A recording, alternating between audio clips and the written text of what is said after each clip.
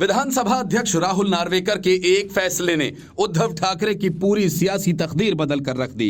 उद्धव ठाकरे और उनका गुट भले ही बाहर विरोधी गुट रहे, लेकिन विधानसभा के अंदर उन सबको एकनाथ शिंदे गुट यानी शिवसेना के आदेशों का पालन करना होगा। इतना ही नहीं, सदन के अंदर उन्हें सत्ता पक्ष की तरफ बैठना होगा और अगर मतदान की नौबत आई तो शिवसेना के व्हिप भरत गोगावले के आदेश का ही उन्हें पालन करना होगा, नहीं तो उनके खिलाफ अयोग्यता का मामला चल सकता है, उनकी सदस्यता रद्द की जा सकती है। मतलब कि शिवसेना के असली बॉस एकनाथ शिंदे ही हैं और उद्धव ठाकरे एंड कंपनी उसी पार्टी के विधायक। यही वजह है कि स्पीकर ने उद्धव खेमे को चेतावनी दी है। स्पीकर का कहना है कि उद्धव ठाकरे गुट के सभी विधायकों को शिंदे गुट द्वारा चुने गए व्हिप की बात माननी होगी, नहीं तो उन्हें कार्रवाई का सामना करना होगा।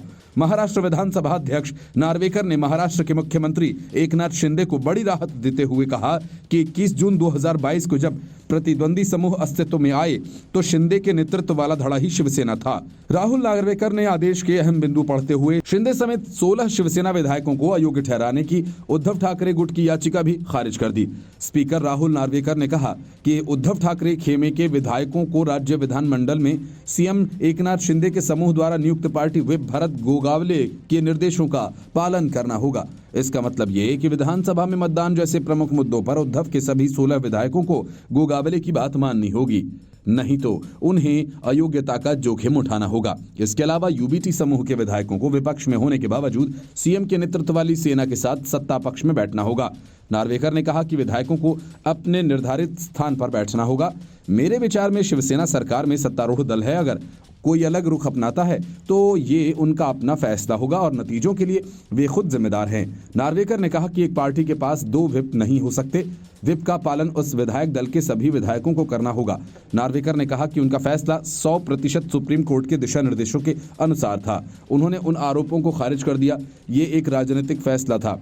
स्पीकर ने कहा कि राजनीतिक परिणाम मेरे लिए महत्वपूर्ण नहीं है, मैं संविधान, विधानसभा नियमों और सुप्रीम कोर्ट के आदेश के अनुसार चला। हालांकि सुप्रीम कोर्ट ने इस मामले में अपने आदेश में गोगावले की व्हिप के रूप में नियुक्ति को अवैध माना था। अपने फैसले का बचाव करते हुए नार्वेकर ने कहा कि शीर्ष अदालत ने ये नहीं कहा कि गोगावले की नियुक्ति स्थायी रूप से अवैध थी। उसने कहा कि मैंने सेना विधायक दल द्वारा चुने गए व्हिप को मान्यता दी थी, लेकिन मुझे इसे राजनीतिक दल द्वारा चुने गए विकल्प के आधार पर रखना चाहिए था। उन्होंने बताया कि सबसे पहले उन्होंने शिवसेना को असली राजनीतिक दल के रूप में मान्यता दी थी, क्योंकि सुप्रीम कोर्ट ने उन्हें यह तय करने के लिए कहा था कि असली राजनीतिक दल कौन सा है। इसके बाद स्पीकर ने असली राजनीतिक दल के व्हिप का समर्थन किया। स्पीकर नार्वेकर ने सेना के संविधान के बारे में विस्तार से बताया और कहा कि चुनाव आयोग को सौंपा गया 1999 का दस्तावेज वैध था और ठाकरे समूह का ये तर्क कि 2018 के संशोधित संविधान पर भरोसा किया जाना चाहिए, ये स्वीकार्य नहीं था। Bureau report, news of India.